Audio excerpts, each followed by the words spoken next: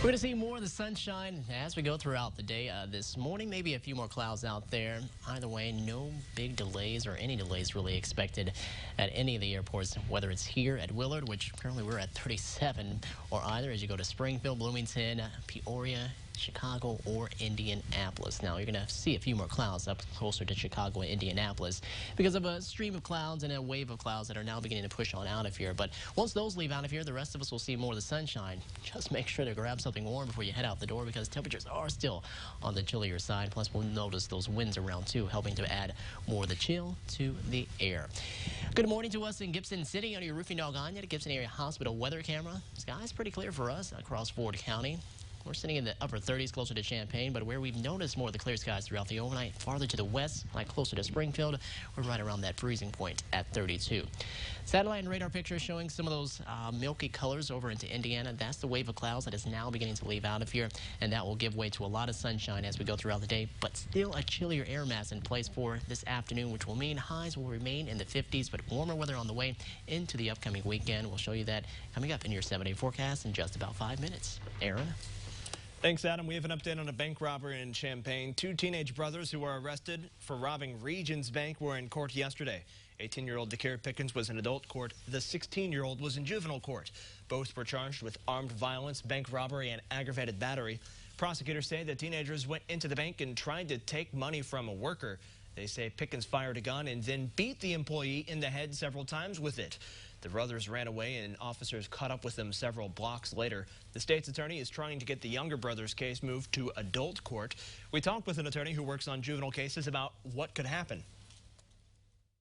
There's huge discretion in what the state does and what they feel is appropriate in this case. I mean, you know, the problem obviously when you're dealing with children committing adult crimes is, you know, their brains aren't fully developed as far as making decisions. It will ultimately be up to the judge to make a decision on what happens to the 16-year-old. The judge is expected to decide if he will be charged as an adult next week. It was a packed room at a Blue Ridge School Board meeting last night. Several speakers tugged at the heartstrings as negotiations for a fair contract continue between the district and union. The two sides have just 11 days to hammer out a contract for union members. There was no bad faith, but a lot of emotions as 5 speakers all talked about how much Blue Ridge schools mean to them and their family. 2 of those speakers were once students of union president Don Anton. When it means enough for someone to come back over 10 years later and speak on behalf of their teachers and call them out by name about what they meant, you know, it really reinforces the importance of what we do and why it's so critical that we stop the turnover. The comments were followed by a march around the school building with signs, flashlights, and glow sticks. If the union and the district can't reach a deal by the 28th, teachers and staff will strike then.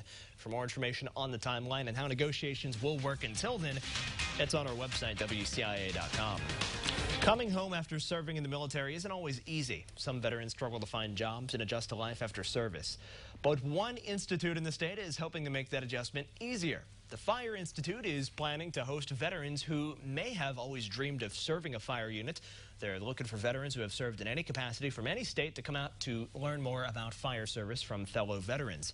On October 27th, the Institute will have 2 tracks, one for veterans who are not currently firefighters but want to learn more about becoming one, and the second for veterans who are firefighters but will go through realistic training to sharpen their skill set.